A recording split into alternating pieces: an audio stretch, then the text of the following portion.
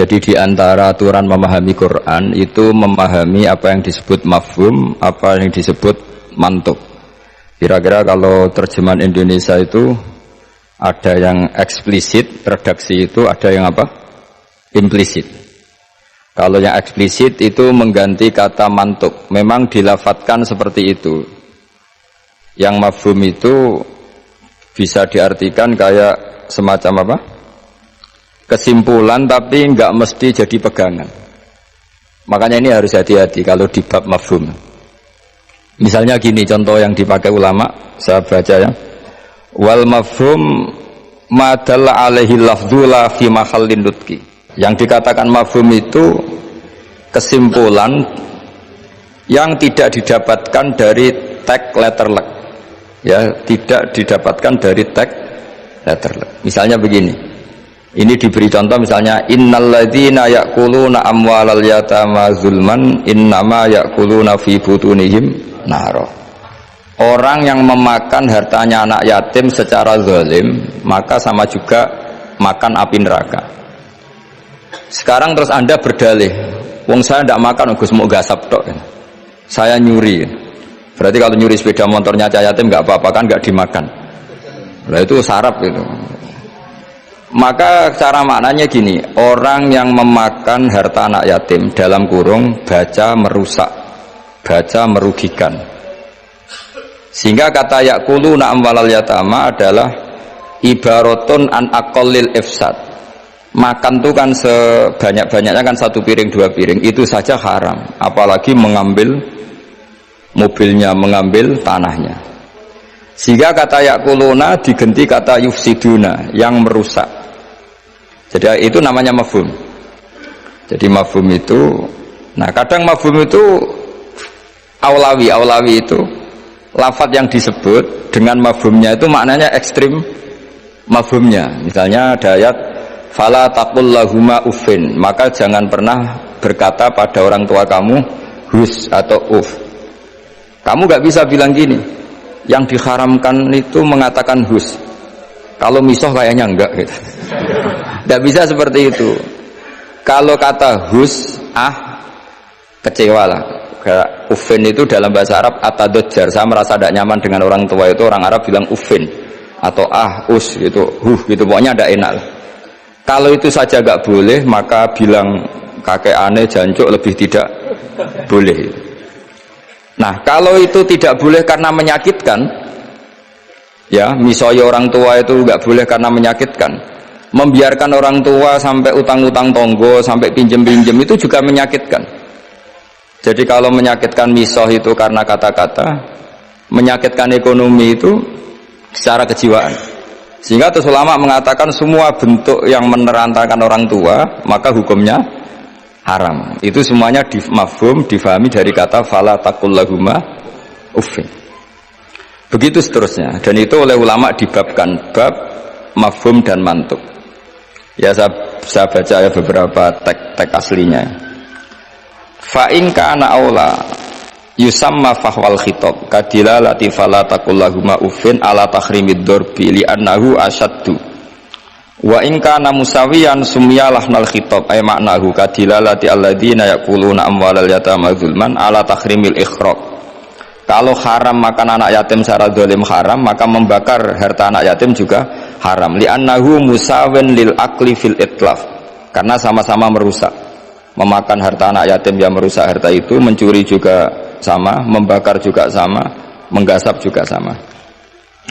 Nah, pertanyaannya adalah hal dilalatu dzalika qiyasiyatun aw lafdhiyatun aw majaziyatun aw haqiqiyatun. Lalu lafadz bisa dimaknani sejauh itu dilalahnya lafziyah, apa hukmiyah, apa qiyasiyah. Misalnya gini ya, ini mungkin mudah difahami ya. Saya misalnya punya satpam atau punya pembantu atau punya candalem, kalau dalam bahasa pesantren itu 3 misalnya.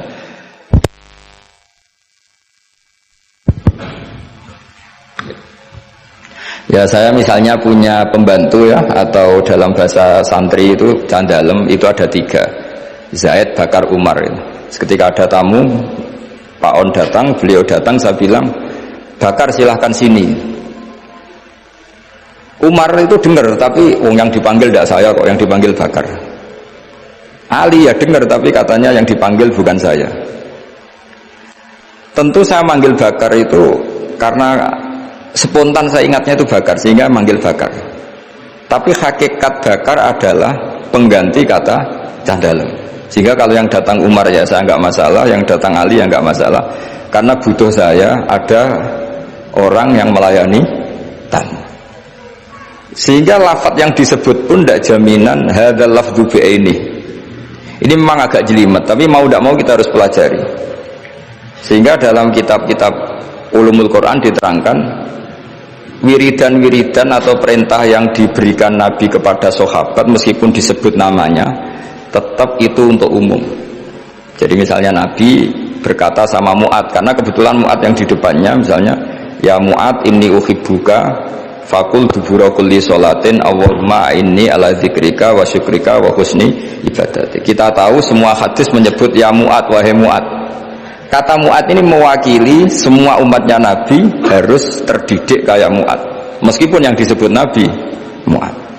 Nah ketika kita baca wiridan itu, karena kita mengkiaskan diri sama Mu'ad, menganalogikan diri dengan Mu'ad, sama-sama santrinya Kanjeng Nabi.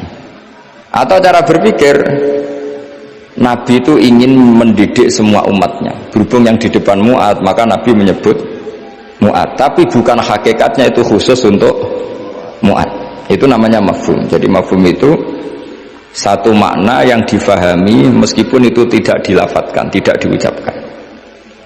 Ya begitu seterusnya. Ya saya teruskan supaya nanti makna Quran itu lebih itu. Ada ayat lagi, inja akum fasikum binaba'in fatabayyanu. Terus fadhkurwaha intal mas'aril haram. Di sini ada kata lagi fajliduhum thamanina jaldah. Jadi begitu juga menyangkut adat. Adat itu bilangan. Ketika Al-Quran menyebut satu bilangan, itu apakah mubalaghah? Mubalaghah itu butuh itu diekstrimkan atau punya makna sesuai bilangan itu. Misalnya begini, sampean kalau mangkal sama seseorang itu, kalau dalam bahasa Jawa itu, meskipun kamu minta maaf saya 1000 kali tidak akan saya maafkan. Ternyata orang itu dablek sekali, ya sudah nanti saya minta maaf 1001 kali, tak susui satu. Itu kamu mangkel nggak? Mesti kamu mangkel, karena kamu menyebut 1000 kali itu saking mangkelnya bahwa saya maafkan kamu itu mukhal. Meskipun Anda minta maaf 1000 kali, tapi orang ini tetap dablek, ya sudah saya tambah 1001. Itu tidak bisa seperti itu, karena adat bilangan disebut Quran dalam konteks balaghah itu hanya lil mubalaghah, mengekstrimkan satu kasus atau satu peristiwa. Itu di semua bahasa dunia. Kalau kamu mangkal sama istri atau mangkal sama teman atau mangkal sama tetangga, mbok rene nganti bungkuk nganti sujud misalnya, tidak akan saya maafkan. Terus kamu bilang gini, ya saya akan sowan kamu sambil melata sambil merangkak. Itu tetap saja. Jadi ini namanya mafhum. Mafhum itu kalimat yang enggak disebut tapi maknanya pasti seperti itu. Jadi maknanya hanya gini tok. Mbok kamu minta maaf saya 1000 kali tidak akan saya maafkan. Maknanya hanya satu. Betapa bencinya orang itu pada itu aja. Maknanya betapa bencinya. Nah, di sini juga ada kalimat misalnya ada beberapa kelompok sing Allah itu ngendikan la yukallimuhum wa la yanzuru ilaihim. Allah melihat saja enggak mau. Ngendikan saja enggak mau. Pertanyaannya adalah secara hakikat semua makhluk Allah dilihat Allah enggak? Dilihat. Tapi ada ayat wala yang buru ilaihi, makhluk-makhluk seperti ini tidak dilihat Allah. Nah, makna tidak dilihat adalah tidak dipedulikan. Hakikatnya Allah tetap melihat. Jadi ayat itu hanya menunjukkan betapa bencinya Allah sama kelompok itu, sampai diistilahkan Allah tidak berkenan melihat. Jadi gak usah dimafhum gini. Oh beneran Allah gak delok aku maksiat ra konangan wae kasus kalau seperti itu.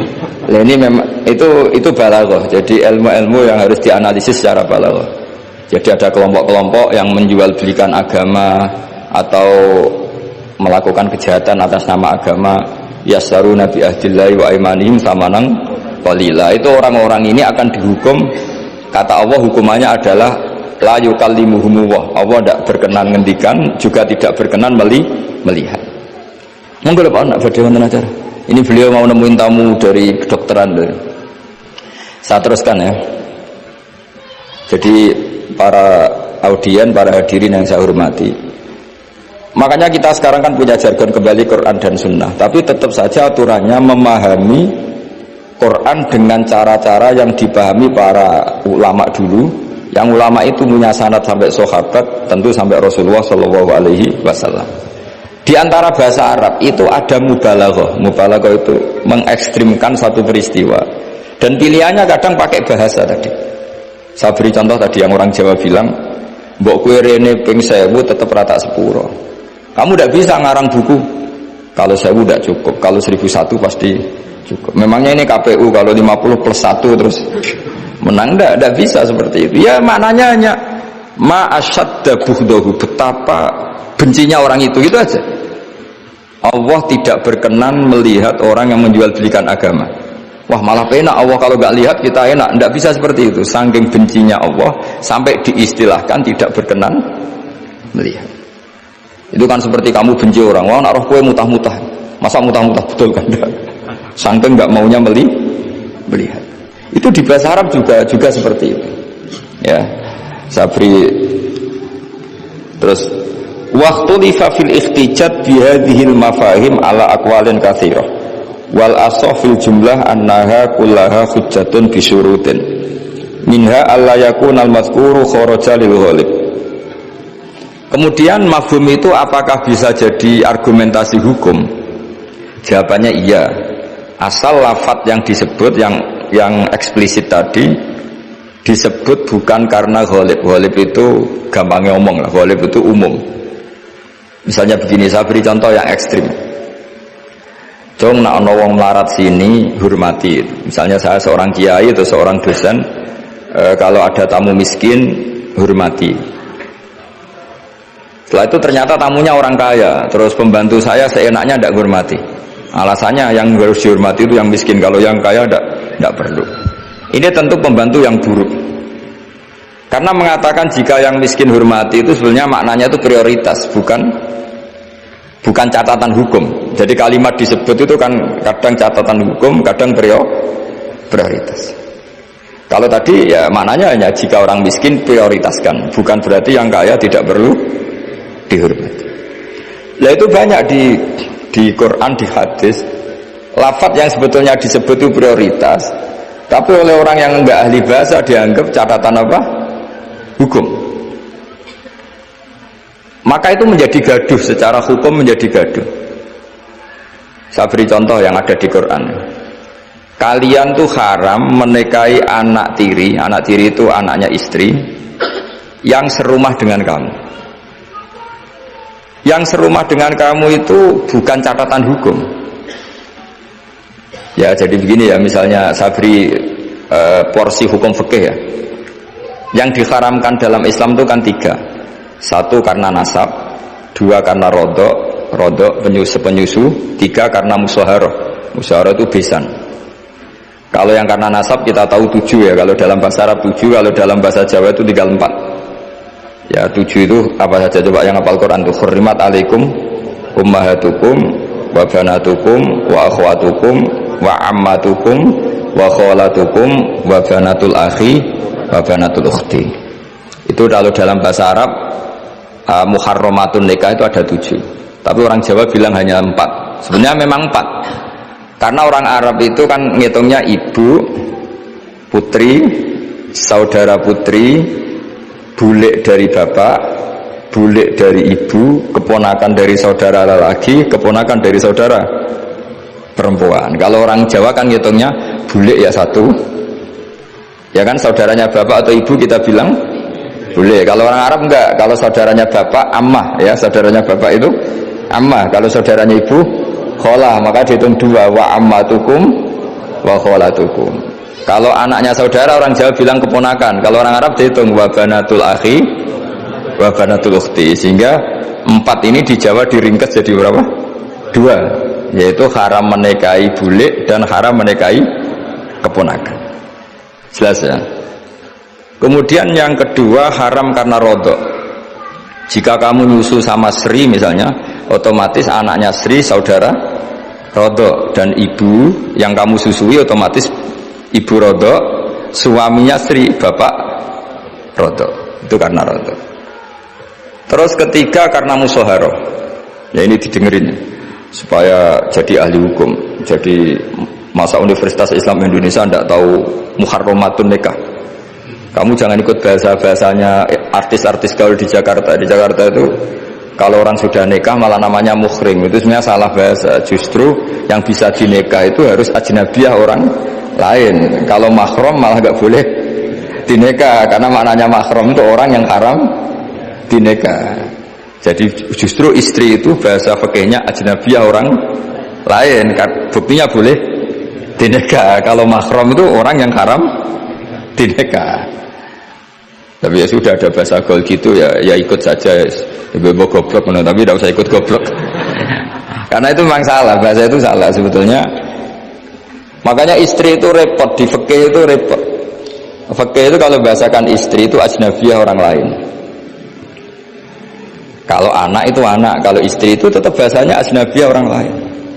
Sehingga sekali dicerai ya benar-benar menjadi orang lain. Kalau kita mati ya benar-benar menjadi orang lain. Buktinya boleh dinikah orang lain. Jika kalau dalam pepatah Jawa ini ajarannya bapak saya, kamu tidak harus ikut.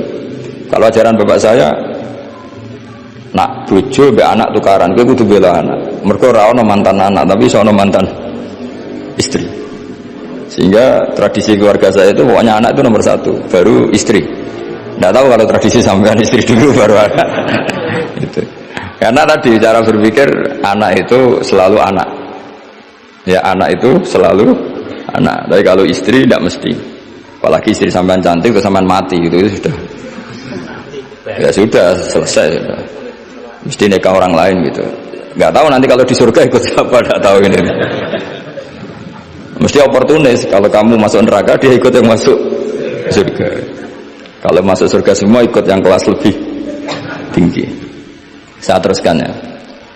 Terus haram ketiga itu karena musoharoh. Disebut wa akhwatukum wa ummahatukum lati arda'nakum wa akhwatukum narola. Terus wa ummahatu nisaikum apa? Wa ummahatu nisaikum. Ibu dari istri kamu. Apa kalau orang sini bilang? Mertua ya. Nah mertua dengan mantu itu hubungannya dua. Seorang lagi ya, mertua sama mantu itu hubungannya dua. Ya seorang lagi. Misalnya kamu nikahi Sri, berarti ibunya Sri sebagai apa? Mertua. Itu menjadi mertua itu bimujarrodil akdi. Sekedar akad kamu bilang qabil tu nikahaha wa taswija bil mahrin madkur, itu langsung jadi mertua. Ya langsung jadi mertua. Tapi kalau hubungan ibu dengan anak, misalnya kamu nikahi janda punya anak cantik, sudah perawan. Terus setelah kamu nikah dengan janda ini, akad itu belum menjadi anak tiri. Menjadi anak tiri betul itu setelah kamu hubungan suami istri dengan ibunya. Saya ulang lagi ya. Jadi kalau menjadi mertua itu cukup akad. Tapi anak tiri menjadi anak tiri kamu yang haram dinikah itu nunggu hubungan suami istri sama ibunya. Sebab itu agak rumit memang di fikih. Kenapa demikian? Karena ya memang aturannya gitu. Makanya disebut waroba ibukumul lati fi hujurikum min nisaikumul lati dakhaltum bihin fa illam takunu dakhaltum bihinna fala junaha alaikum. Jadi kalau hubungan apa batunya?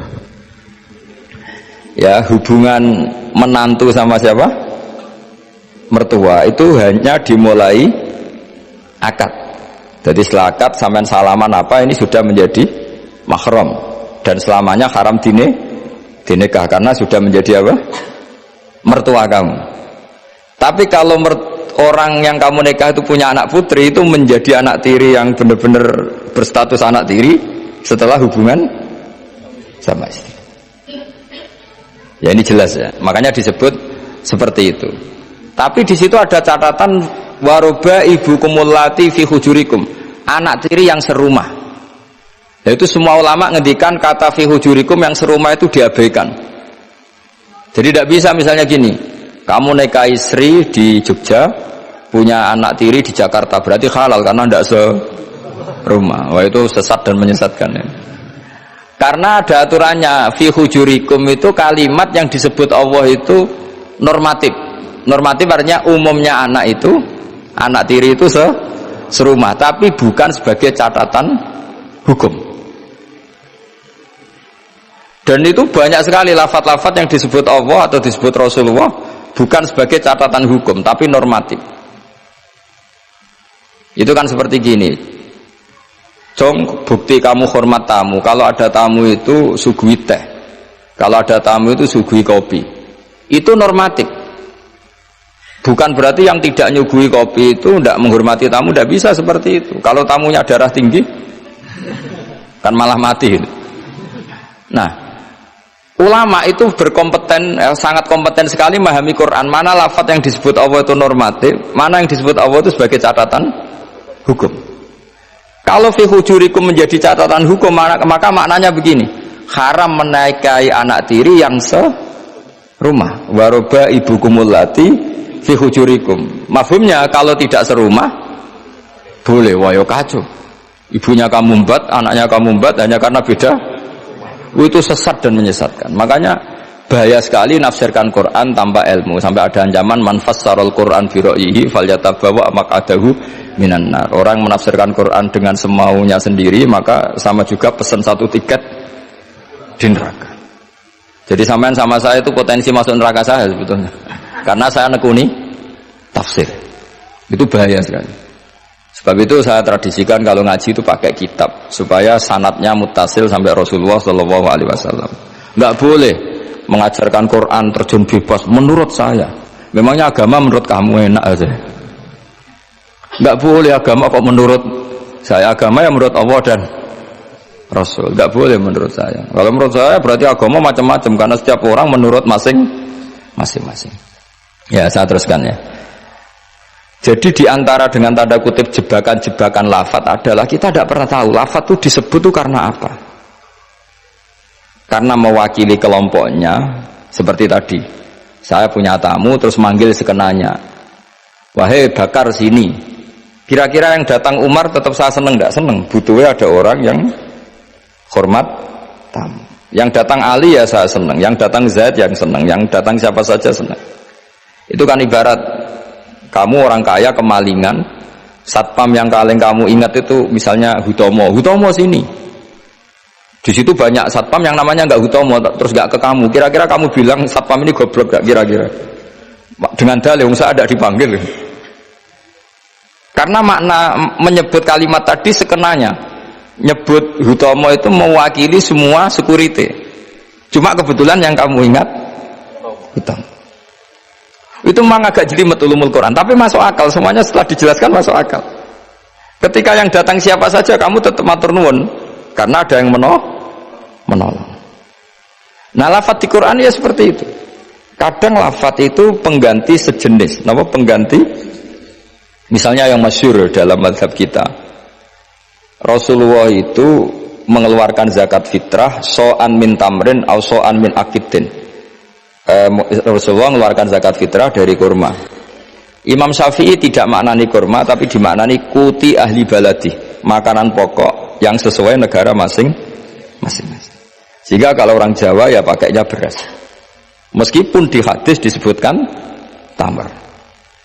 Sama seperti Nabi ngendikan gini, tasaddaku walau bisyikki tamratin, sedekahlah meskipun dengan separuh kurma. Kira-kira orang miskin Indonesia kamu kasih separuh kurma itu dianggap ngenyak apa enggak?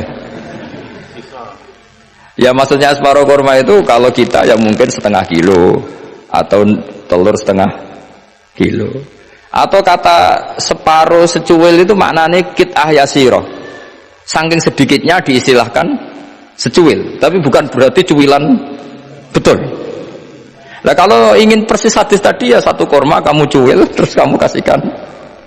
Kira-kira dianggap ngenyak apa dianggap sedekah.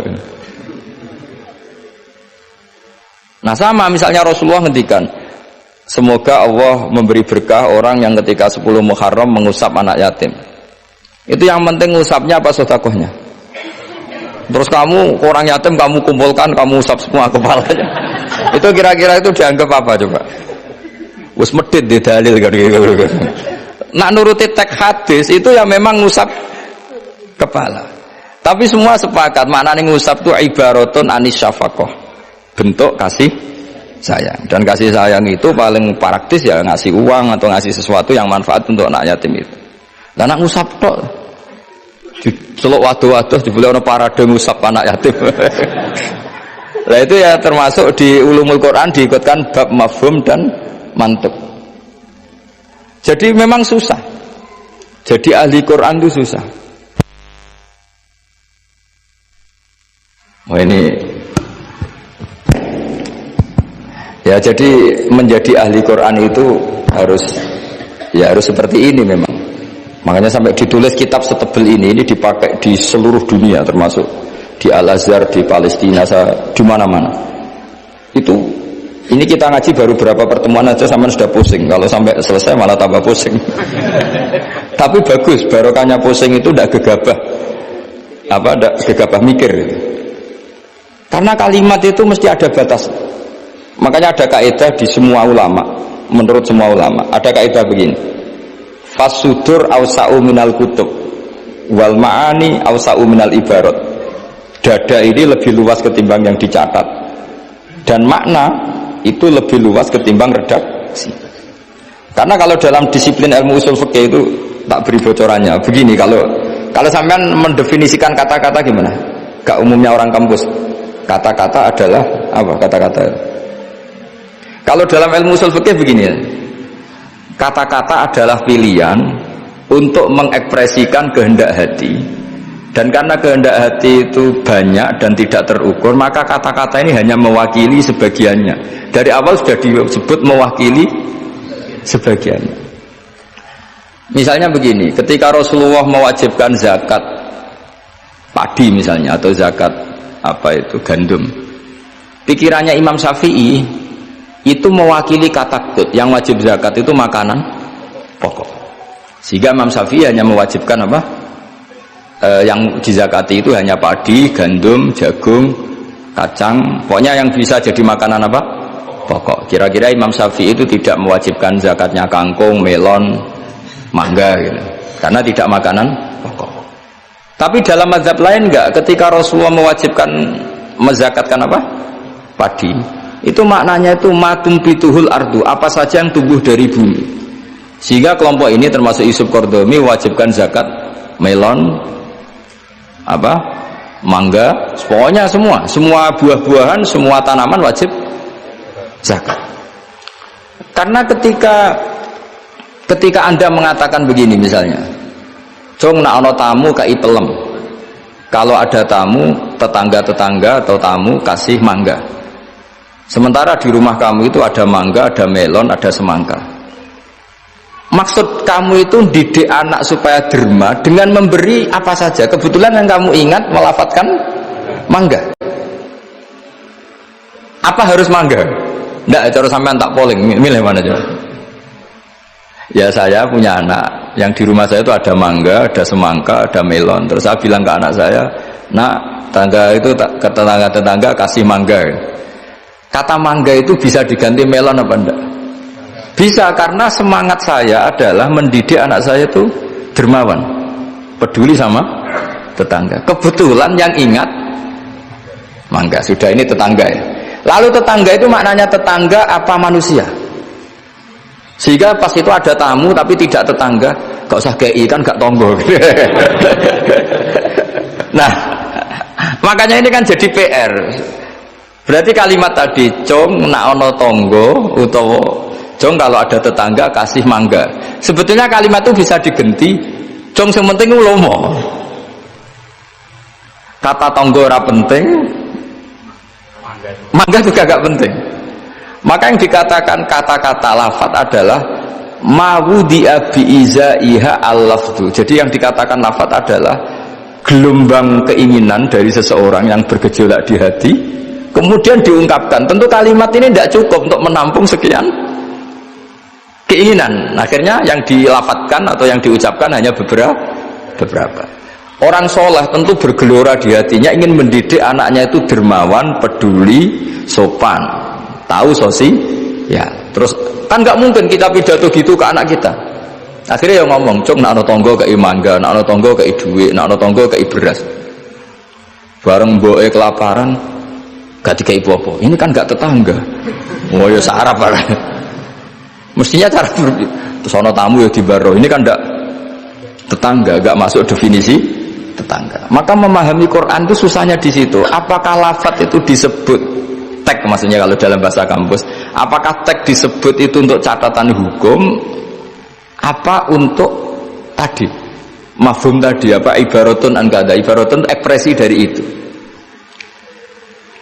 Ya seperti gini, misalnya kamu marah sama istri kamu, dosa kowe nganggo HP ku. Terus istri kamu malah nganggo ATM. Wah, HP ora oleh malah nganggo ATM. Sebetulnya melarang pakai HP itu saking mangkelnya gitu saja. Kalau HP saja dilarang, apalagi pakai Alphard kamu. Tapi istri kamu enggak, saking gobloknya, mbok saking yang kamu larang kan HP, kan saya pakai Alphard. Wah, ya kacau kalau seperti itu. Maka sebuah tag atau lafaz kalau dalam bahasa Arab itu maknanya apa ya? Ya sudah seperti tadi. Saya berkali-kali nyontohkan yang awam ya. Ada seorang dikandani cung jogeman nabok ibu jomu. Nabok itu memukul pakai tangan. Suatu saat istrinya lapor lagi, Pak Kiai sekarang nggak pakai tangan tapi nyaduk. Nah ketika santrinya dimarahin, kenapa kamu masih nyaduk istri kamu? Kan Pak Kiai larang hanya nabok, kan pakai tangan, ini pakai kaki. Kan beda. Ya itu kan keliru sekali, karena maknanya jangan nabok itu pengganti dari kata jangan menyakiti. Maka meludahi ya haram, nyaduk ya haram, menerantakan juga haram. Tapi lisan kan nggak mungkin bisa mengungkap sekaligus apa yang kita ingin. Akhirnya lisan melafadzkan sesuatu yang hanya mewakili sekian. Makanya disebut fal ma'ani ausa'u minal ibarat. Makna itu lebih luas ketimbang redaksi. Coba misalnya zaman Jenderal Sudirman angkat senjata untuk ngusir Belanda, terus pasukannya hanya ngangkat tok. Terus mesti sudah terima, cek goblok ya. Kalau dimarahin kan sudah ngangkat. Terus ada Belanda yang mau nembak kita, usir Belanda. Belandanya tidak kamu tembak. Kenapa? Mintanya kan diusir. Perintahnya kan diusir, bukan ditembak. Kasus gak kira-kira ada pemahaman seperti itu? Tapi lafaz tuh nggak mewakili, kalimatnya angkat senjata, usir penjajah. Padahal maknanya apa coba? Jadi kan nggak terwakili oleh kalimat angkat senjata, usir penjajah. Barang penjajah itu menembak, kamu diam saja. Gimana caranya nangkep terus mengusir? Kan nggak ada perintah menembak, usir. Itu kan kasus seperti itu. Jadi makanya di antara syurutul mufassir yang paling pokok adalah maliyan bil arabiyah. Dia punya kemampuan kesusastraan Arab. Karena gak bisa seorang mufassir menafsiri Quran tanpa punya kemampuan balaghatul Arab. Yaitu yang disebut Allah Ta'ala wa innahu latanzilu rabbil alamin nazala biruhul amin ala qalbika litakuna minal mudhirin. Terus apa?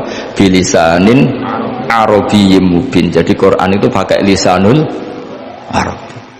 Sehingga kalau dalam kitab-kitab besar diterangkan, ketika Rasulullah dikatakan begini oleh Allah, liyaghfira lakallahu ma taqaddama min dzambika wa ma ta'akhkhara, itu bukan berarti Nabi pernah dosa, enggak, karena Nabi itu maksum. Maksum itu terjaga dari dosa.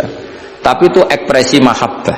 Saya ulang lagi, itu ekspresi mahabbah. Misalnya saya senang sama seseorang, mesti kalau ketemu saya, sudah kamu tidak usah khawatir sama saya, kesalahan-kesalahan kamu sudah saya maafkan.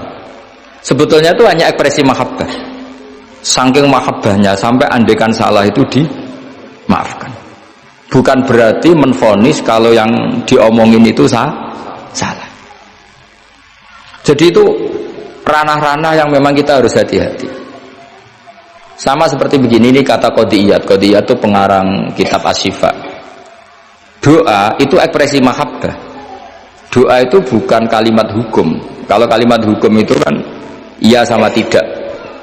Tapi doa itu enggak. Doa itu ekspresi mahabbah. Misalnya kita ketemu Zaid, kita bilang assalamualaikum warahmatullahi wabarakatuh. Semoga kamu dapat keselamatan. Nggak perlu Zaid tersinggung. Memangnya saya celaka kok sampai doakan selamat. Kalau nuruti mafhum, didoain selamat itu kan berarti sebelumnya tidak selamat, didoain pinter sebelumnya tidak pinter, didoain kaya sebelumnya miskin. Tapi itu kata hukum, itu pemahaman secara hukum. Iya dan tidak. Kalau pemahaman secara peradaban tidak gitu. Orang mendoakan bukti senang, ya sudah seperti itu. Ya semoga kamu sukses. Ketemu direktur ya kita bilang semoga kamu sukses. Terus direkturnya tersinggung. Ya sukses saya atau dibang kamu, saya sudah direktur. Ya ada seperti itu. Mendoakan seperti itu bukti mahabbah, bukti senang. Nah, Allah karena saking senangnya kepada nabinya, Allah ketika mukhotobah, ketika dialek dengan Nabi memulainya dengan afawwahu angka. Allah telah memaafkan kamu. Itu bukan berarti sebelumnya Nabi melakukan kesalahan. Ekspresi mahabbah akan mengatakan demikian. Jadi itu masalah-masalah yang tadi saya utarakan. Fal ma'ani awsa'u minal ibarat. Apa yang ada di hati, ma'ani itu sesuatu yang kita kehendaki. Ma'ani dari mufrad maknan, sesuatu yang dikehendaki itu bergejolak jauh lebih dahsyat ketimbang redaksi. Jadi misalnya pagi-pagi le nak tangi turu itu nang wudu, nang sarapan itu. Ya sudah, itu ekspresi bentuk cinta orang tua kita ke kita, bahwa bangun tidur itu ya wudu terus sarapan. Tapi lalu misalnya anak ini melakukan selain sarapan asal menyenangkan orang tua, ya senang. Jangan monoton terus saya harus sarapan, ini perintah orang tua. Tidak seperti itu. Nah sekarang faktanya itu banyak orang memahami Quran secara tekstualistik atau secara harfiah. Itu dalam ulumul Quran itu bahaya sekali, karena itu tidak mewakili. Saya beri sekian contoh bahwa teks itu kadang tidak mewakili. Misalnya gini, matsalul ladzina yunfikuna amwalahum fi sabilillah kamatsali habbatin ambatat sab'a sanabila fi kulli sumbulatin mi'atu habbah. Kan tidak semua padi itu punya sab'a sanabil, punya 7 tangkai. Ya, dan tidak semuanya satu tangkai berbiji 100. Itu bahasa Arab murni. Ibaratnya seperti itu. Ya redaksinya Pak, ibaratnya seperti itu, bahwa sedekah yang diterima Allah ibarat padi yang tumbuh dalam kondisi paling ideal. Dan orang Arab maupun orang Jawa atau orang mana saja biasanya mengekspresikan ideal itu pakai angka. Misalnya, wah itu sugih dunya sak gunung. Itu maknanya kaya sekali. Padahal banyak orang punya gunung tidak kaya, karena gunungnya tandus. Tapi orang itu akan sepakat, itu kaya sekali, punya harta 1 gunung. Cara cah cilik anak bantah-bantah, dunyaku sak gunung, tidak muni sak langit. Ya pokoknya ingin menunjukkan bahwa kaya raya yang tidak terhingga. Loh itu banyak di Quran seperti itu. Maka saya beri definisi ya supaya sampean ahli usul fikih. Apa yang dikatakan teks mawudi'a bi'izaiha al-lafdu, yang dikatakan teks adalah ekspresi dari gejolak batin ingin mengungkapkan keinginan. Karena batin ini bergejolak, teks ini hanya mewakili sebagiannya. Kayak tadi kamu ketakutan di dalam rumah ada ular gitu, misalnya ibu-ibu atau mbak-mbak mesti manggil kan, Kak Rene, ingatnya kakaknya. Terus adiknya di situ nggak ke situ. Kenapa kamu nggak ke situ, ada ular? Kan kakak panggil kakak, saya kan adik. Kira-kira kamu mangkel nggak sama adik yang seperti ini? Kira-kira goblok atau sekolah harus gitu. Nah sebetulnya kalau ini waras, adiknya waras, cara berpikir kayak gitu. Kakak dalam bahaya minta pertolongan, dan kalimat kak atau mas itu ekspresi dari orang yang dimintai pertolongan. Jadi kata mas dihilangkan, diganti orang yang dimintai. Sehingga kalau yang datang bapaknya ya seneng, pamannya ya seneng, adiknya ya seneng, meskipun kalimatnya bilang mas atau kakak. Jelas gini ya. Itu dibabkan tadi mana kita? Dibabkan di mafhum dan mantuk. Ya, dibabkan di mafhum dan apa? Mantuk. Saya teruskan lagi ya. Di annahu innama khassa bidzikri li ghalabati khudurihi fi dzihni. Jadi ini jelas ya. Mungkin ada banyak yang pintar bahasa Arab, ini saya baca teksnya. Li annahu innama khassa bidzikri li ghalabati khudurihi fi dzihni. Kenapa menyebut si A si B? Karena yang kebetulan diingat. Tapi makna yang diinginkan kan siapa saja yang menolong karena ada ular, meskipun menyebut seseorang. Ya kayak tadi misalnya satu rumah itu ada kakak, adik, paman. Terus ketika ada ular atau ada maling kita bilang, "Kak tolong." Kak tolong itu sebetulnya mewakili siapa saja yang bisa menolong. Kebetulan yang pas diingat saat itu kakak. Tapi andaikan yang datang pamannya ya seneng, adiknya seneng atau siapa saja. Jadi pertanyaannya adalah yang paling pokok dari itu adalah minta tolong, bukan kalimat kakak. Nah, yang kalimat kakak ini namanya apa? Disebut karena diingat, bukan disebut karena catatan hukum. Nah, itu ada ilmunya. Berapa kalimat yang disebut karena yang diingat atau sebagai catatan hukum. Kalau sebagai catatan hukum ya punya mafhum mukhalafah. Kalau tidak ya tidak. Misalnya begini, ada pernikahan Sri sama Zaid. Kemudian Zaid ini security atau cadalem. Terus ketika tak panggil Zaid datang, yang datang Umar. Kan sama-sama cah dalam, tidak bisa kalau seperti itu harus Zaid karena mewakad nikah. Masa akad nikah diganti-ganti kan tidak bisa. Kan sama-sama cah dalam ya tidak bisa. Lama-lama sampai maju kan sama-sama manusia ya tidak bisa kalau konteks seperti itu. Makanya lafaz disebut itu dilihat, disebutnya sebagai catatan hukum apa sebagai tadi yang sedang diingat. Ya jadi jelas ya. Jadi itu ada aturan-aturannya. Li'annahu innama khassa bidzikri li ghalabati khuduri fi dhihni. Terus kedua ada catatan lagi wa alla yakuna muwafiqan lil waqi'. Ya, di antara catatan hukum lagi sesuatu itu tidak lazim sebagai fakta. Saya ulang lagi, sesuatu itu tidak lazim sebagai fakta. Misalnya begini. Kita tahu yang namanya nasi itu makanan pokok. Ya, kita tahu teh itu minuman. Ketika saya bilang, "Dong saya ambilkan teh." Itu apakah maknanya itu teh, apa maknanya itu minuman? Beda dengan mengatakan satu gelas ini bernama teh. Kebetulan itu teh betul. Itu namanya mengatakan sesuatu sesuai hakikat. Karena teh ya dikatakan teh. Tapi kalau mengatakan tamu saya ambilkan teh.